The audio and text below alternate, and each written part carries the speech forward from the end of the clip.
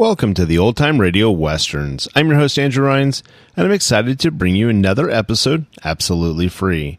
This episode is just one of over 80 episodes we release monthly. Each one is meticulously digitally restored and stored in the cloud, which comes at a considerable expense. To help cover these costs, you might hear some advertisements throughout this episode. While we retain the original commercials for historical authenticity, you may encounter modern ads. We promise to keep these ads to a minimum and try to place them where you would have originally heard them when they aired. If you prefer an ad-free experience, you can support us by becoming a member on our Patreon page. Go to otrwesterns.com/donate. Again, that's otrwesterns.com/donate for more information. I want to emphasize that we're committed to providing this content to you for free, but also want to be transparent about the financial realities of producing these shows. As a reminder, if you're listening to this episode on a service you pay for, please know that they do not support this podcast in any way, and the ads will be in this episode. Now, let's get into this episode. This episode is going to be The Lone Ranger. Original air dates March 17th, 1948, and the title is Like Father, Like Son. Hope you enjoy.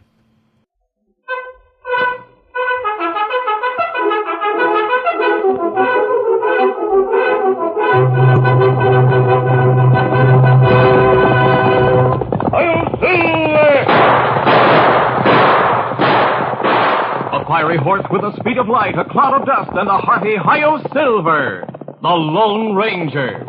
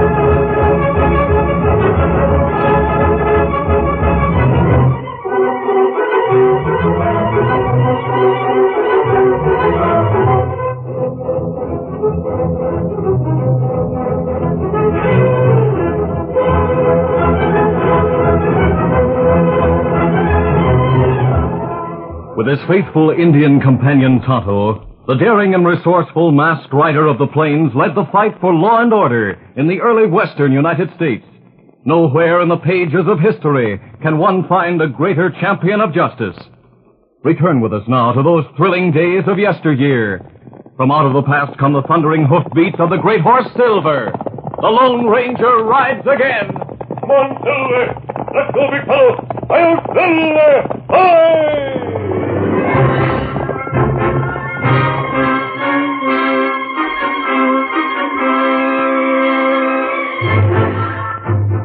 Walt Carver was a big man, hard as nails and faster on the draw than any other man in the territory.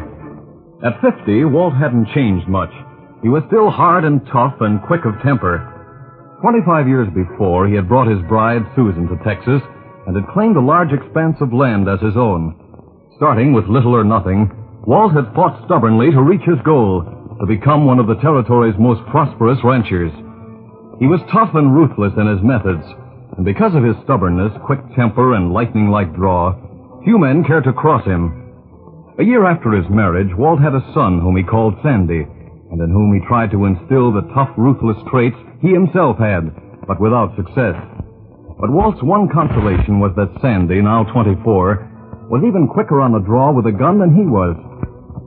One evening, Sandy entered the ranch house for supper. Dad, I want to talk to you about something. Well, go ahead and have your say and be quick about it. About each supper. I reckon you knew that Tex and the boys were using a running iron to do a little extra branding, didn't you, Dad?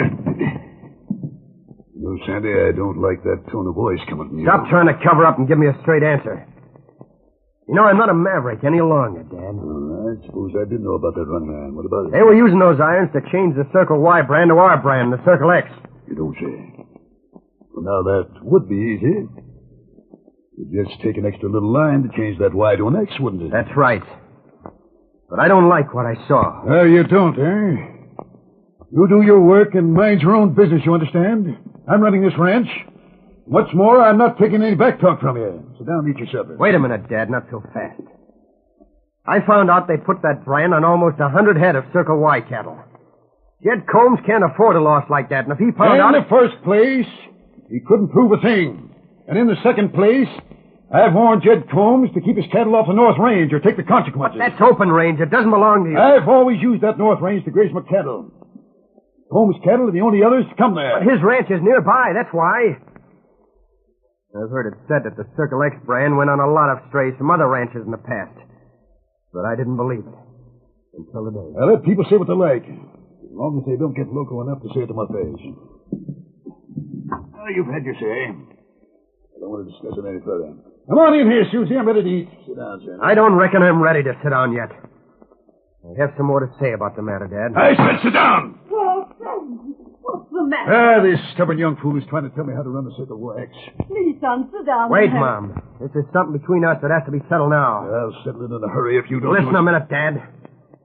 I said I don't like what I found out, and I mean just that. I hate to think of you being nothing more than a cattle rustler. Why, you... Walt, you shouldn't have done that. All right. I can take it. From him, Mom. I guess I sort of had it coming. Sandy, your supper. I reckon I'm not hungry, Mom. So help me, Sandy. If you go talking out of turn to Jed Combs, you'll be sorry. Don't worry about that. I'm going out to see how the roundup's coming along for the cattle drive.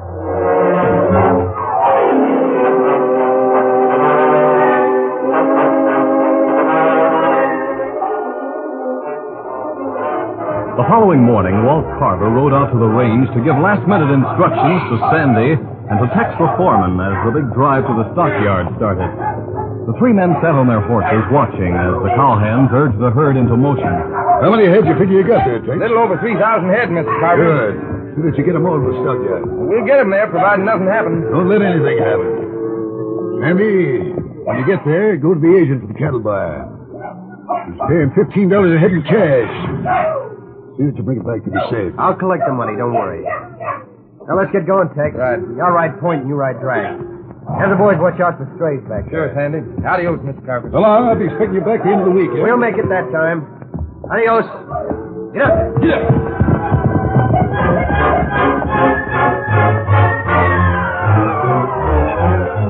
After making a successful drive and collecting the money for the herd, Sandy Carver, with Tex and the cowhands, started back home.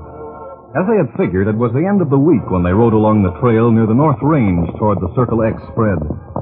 At a fork in the trail, Sandy called a halt. Hold up, boys. Ho. What are we stopping here for, Sandy? I'm leaving you here, Tex. I got a bit of business to attend to. Here, you take this bag and give it to Dad. It has the money in it. Yeah, sure. Give him this note, too, will you, Tex? All right. Now tell him you come along later. No need to. That note will explain. Just give it to him when you give him the bag of money. You say, Sandy. We'll be seeing you later. Maybe. Get up there. Go on. Well, what do you mean by that, I wonder? Let's go, boys. Get up. Get up.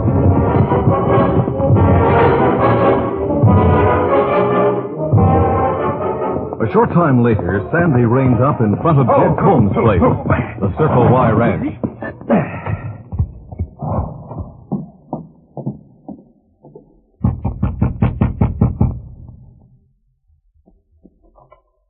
Well, Sandy Carver, it's good to see you. Thanks, Peggy. Glad to see you, too. Come on in. I don't mind if I do. I want to talk to your father.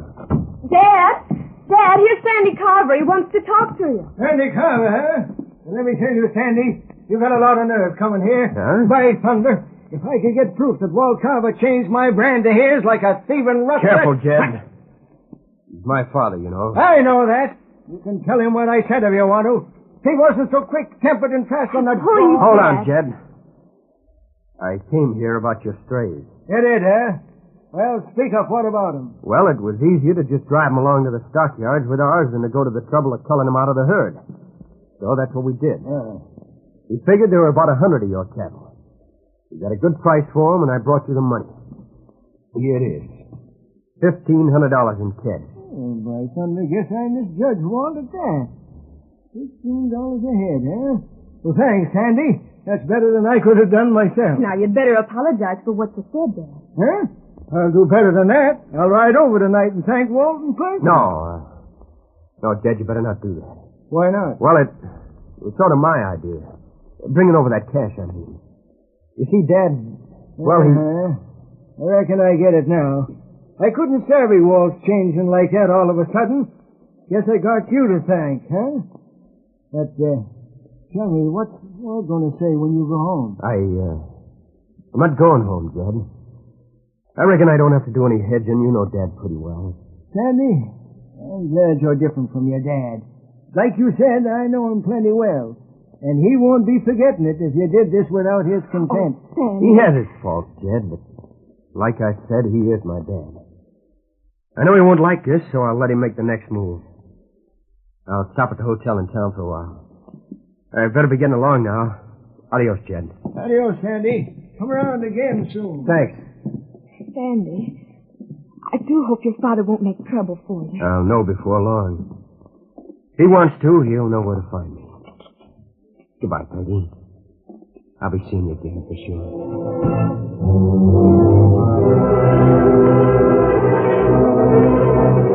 Meantime, in the hills outside of Dry Gulch, the town near Carver's Ranch, the Lone Ranger and Tonto had pitched camp a couple of days before.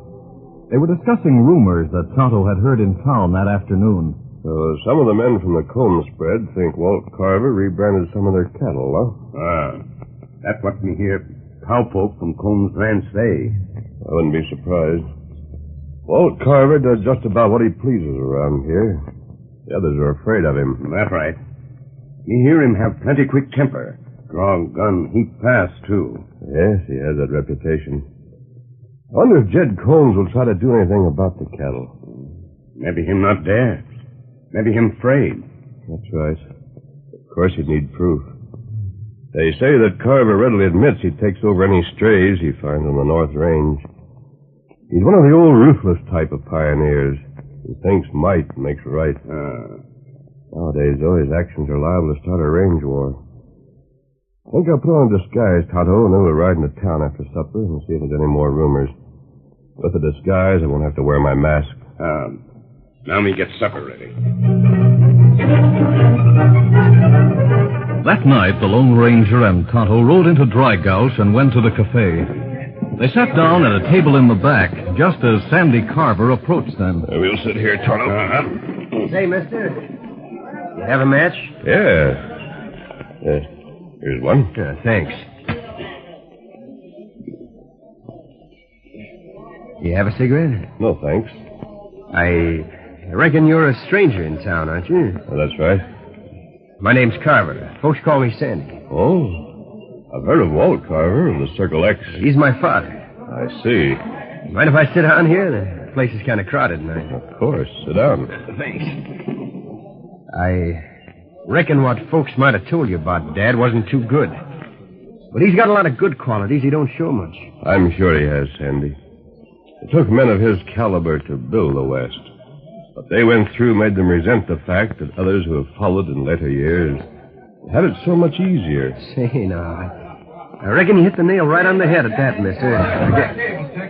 Oh, here comes Tex, our ranch foreman. Oh? Hey, Tex, I'm back here. Well, I was hoping I'd find you here, Sandy.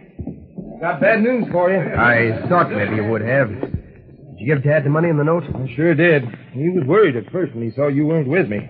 Then I gave him the money in the note. What then? Sandy, after he read that note saying that you were paying Combs for his strays, that you'd be waiting at the hotel if he wanted you. Man, he like to tore the roof off. I expected him to be sore. Sore? Listen. He says to me, Tex, you go tell that no-good Sandy I said to hit the trail if he knows what's good for him. If he isn't gone by tomorrow noon, by thunder, I'll go gunning for him. Dad said that? Yes, sir. And that's what I come to tell you, Sandy. I never saw him so mad before. And knowing him like I do, I'm sure as blazes that he'll gun you down if he meets up with you. Now, you better leave town tonight, Sandy. But Sandy's his own son. Mister, that don't make him change his mind once he says a thing. Mr. Carver's plenty stubborn. Both him and Sandy are faster on the draw than anybody else in the territory. But there's no telling what'll happen if they meet. I see. What are you going to do, Sandy? There's only one thing I can do. Tex, go back and tell Dad what I said in that note stands. If he wants me, I'll be here. I'm staying right in town.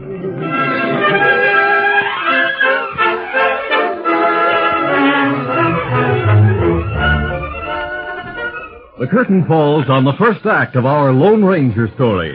Before the next exciting scenes, please permit us to pause for just a few moments.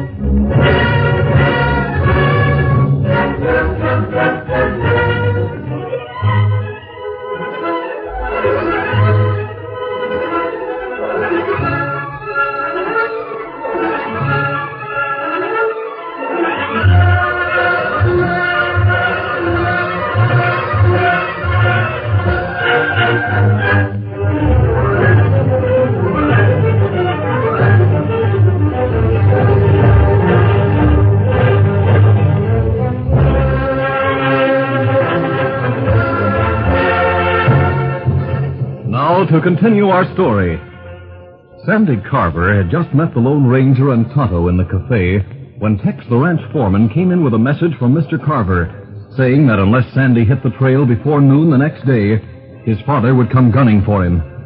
The others in the cafe closed in around the table as Tex told Sandy the news. And when the Lone Ranger asked him what he intended to do, they were surprised by his answer, that he was going to stay in town. You mean you're going to stay here and wait for your father to come gunning for you, Sandy? I couldn't run away, Tex, or I'd feel like a coward. Hey, your dad's greased lightning with a gun. Sandy's as good as he is. Sure, I'd bet on Sandy. I've heard, Sandy, that you're as quick on the draw as your father. Not quicker. But if you stay and face him... Don't worry, mister. I reckon I know what you're thinking. Well, guess I'll be getting down to the hotel for a little sleep. Adios, everybody. Good night, Sandy. Adios, Sandy. Let's get out of here, Tonto.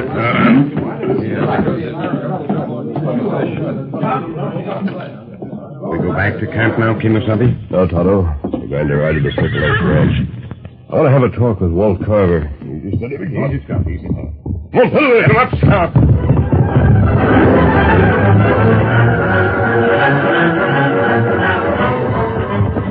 A short time later, the Lone Ranger and Tonto reined up in front of Walt Carver's ranch house. Easy.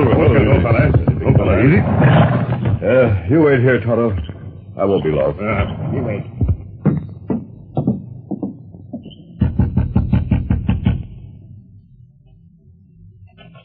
Good evening, stranger. What can I do for you? Are you Walt Carver? That's right, I am. I'd like to talk to you. What about him? About your son, Sandy. He sent you here. You're waiting that door. Oh, wait a minute. I'll give you 1 second to get your foot away so as I can close this door.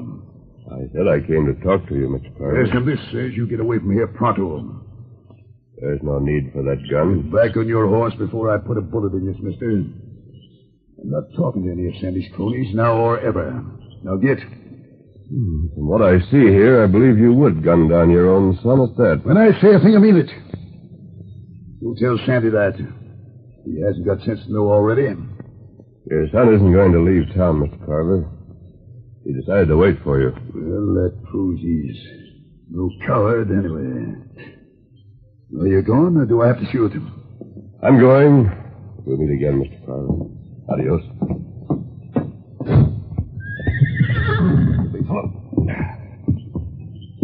He's a strange man, Tonto. He's hard and stubborn. Yet he seemed proud of the fact that Sandy isn't going to run away. Won't hold it enough.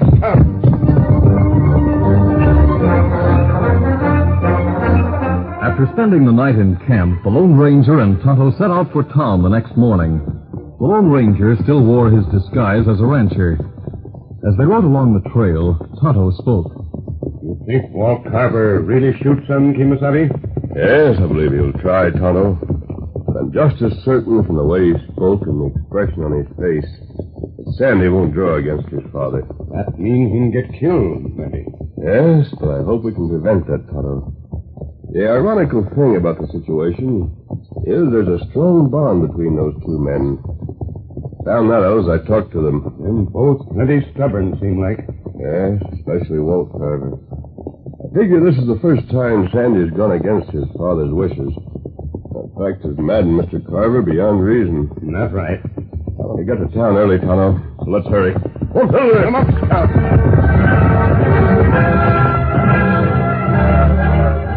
Meantime, Sandy had an early morning visitor at the hotel.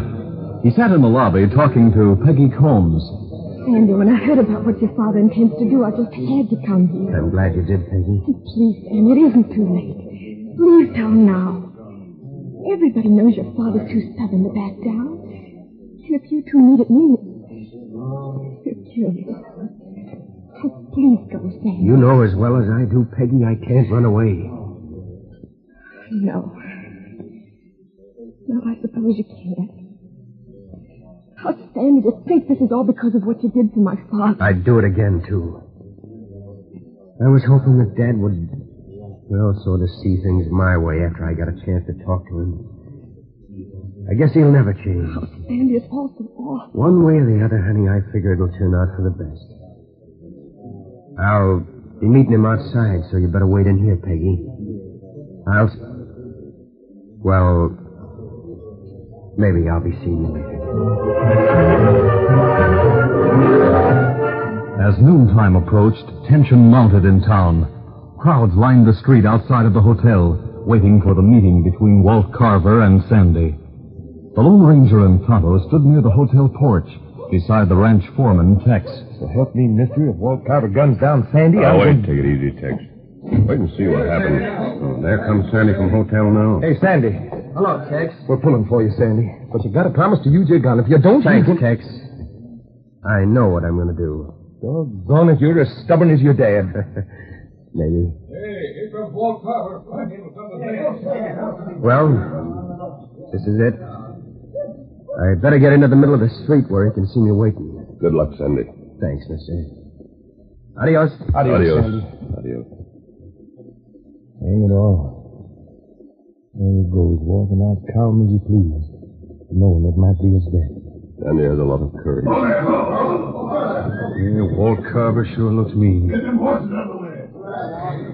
As Walt Carver, who was about 50 feet away, turned toward his son, the crowd became deadly quiet. Sandy stood calmly, his arms loose at his sides, and stared steadily at his father as the older man began to walk slowly toward him. Every eye in the crowd was glued to the two men, enacting the drama before them. And with the crowd, the Lone Ranger and Tonto listened intently as Walt stopped walking about 10 feet away and spoke angrily. I told you to hit the trail, Sandy, or take the consequences. No hombre crosses me and gets away with it. Not even my own son. Him look plenty mad. Do not hesitate to shoot. Wait, Tonto. Listen. I'm giving you a chance, Sandy. I taught you to draw and shoot as good as I can. I'm counting 3. And you better draw, you savvy? I heard you, Dad. All right, then. 1. The crowd tensed as Walt counted 1. All eyes went to Sandy for the moment, and the same thought seemed to strike everyone. Sandy won't draw against his father. He's a fool if he don't. Walt will gun him down. 2. I can't stand it. If Carver shoots Sandy, so help me out gunning him down right after. Now, wait, Tex. Control yourself. You better be thinking about drawing, Sandy.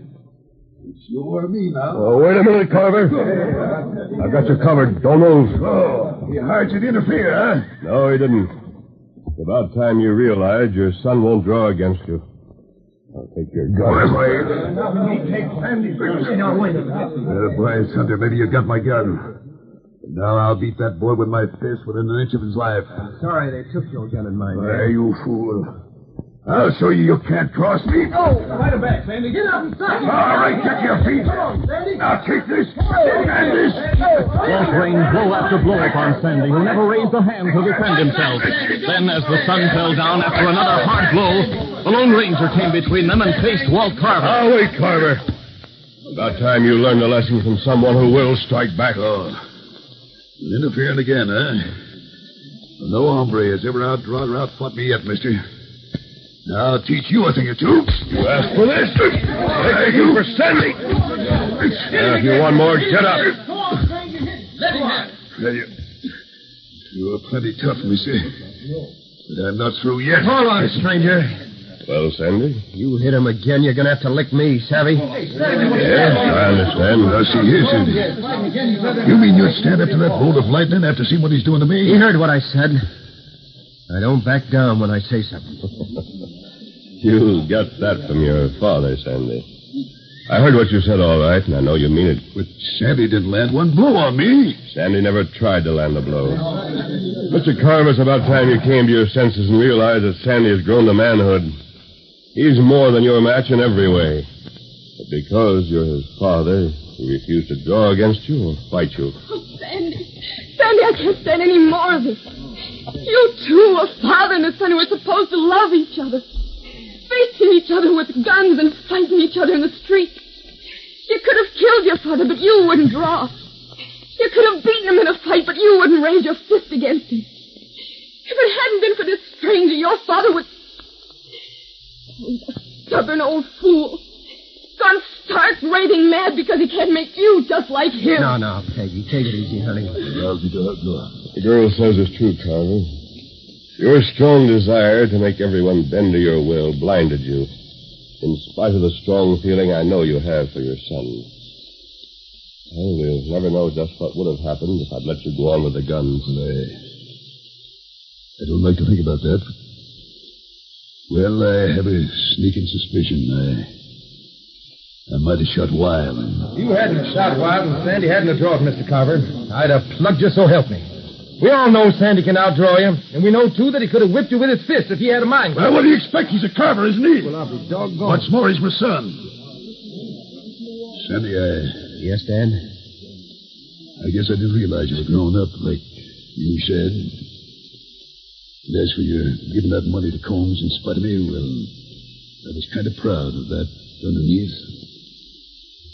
Do you think you could sort of get what's happening?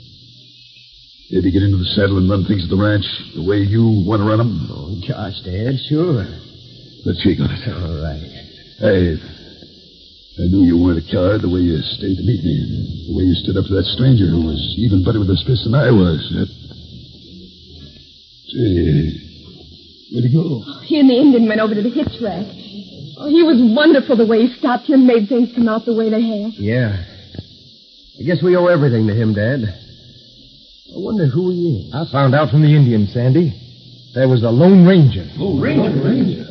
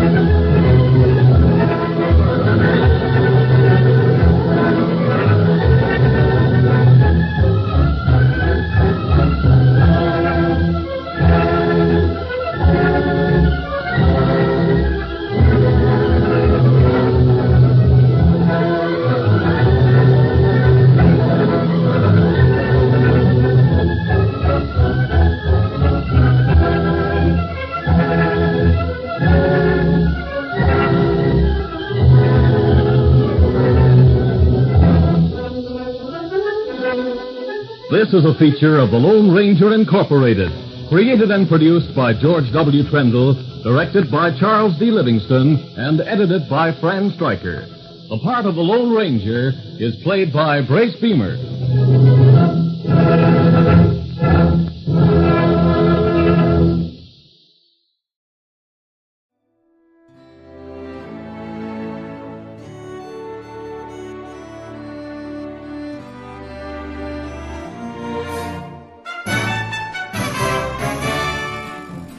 This has been a presentation of OTRWesterns.com, and we hope you enjoyed. Please take some time to like and rate our shows in your favorite podcast application. Follow us on Facebook by going to OTRWesterns.com/Facebook. Subscribe to our YouTube channel by going to OTRWesterns.com/YouTube. And send us an email, podcast@OTRWesterns.com. You can call and leave us a voicemail, 707-986-8739. This episode is copyright under the Attribution Non-Commercial Share-alike copyright. For more information, go to OTRWesterns.com/copyright. Have a great day, and thanks for listening.